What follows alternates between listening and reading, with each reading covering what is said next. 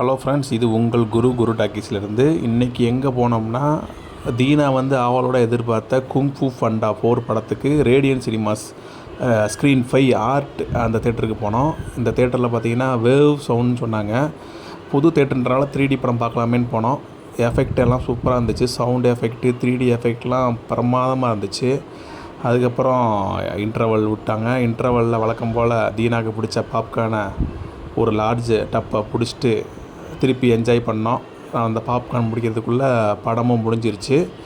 என்னை பொறுத்த வரைக்கும் ப்ரீவியஸ் 3 பார்ட்டோட வந்து பார்த்திங்கன்னா இந்த படம் சுமார் தான், ஒன் டைம் வாட்சபிள் தான். இது சம்மர் டைம்ன்றனால மேபி குழந்தைகளுக்கு பிடிக்கும். குழந்தைகள்லாம் நிறையா வந்திருந்தாங்க தேட்டருக்கு, அவங்களாம் என்ஜாய் பண்ணாங்க.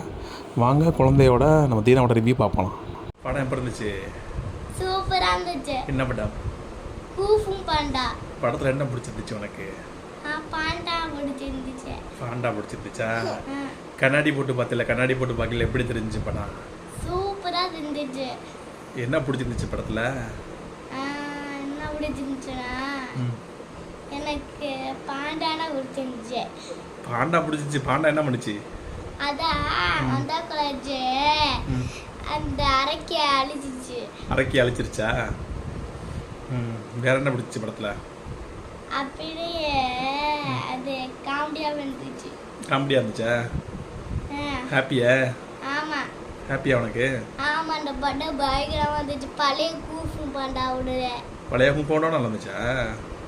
இல்லை, பழைய குங்ஃபூ பாண்டாவோட அதோட சூப்பராக இருக்கு. அப்படியா? சரி, ஓகே.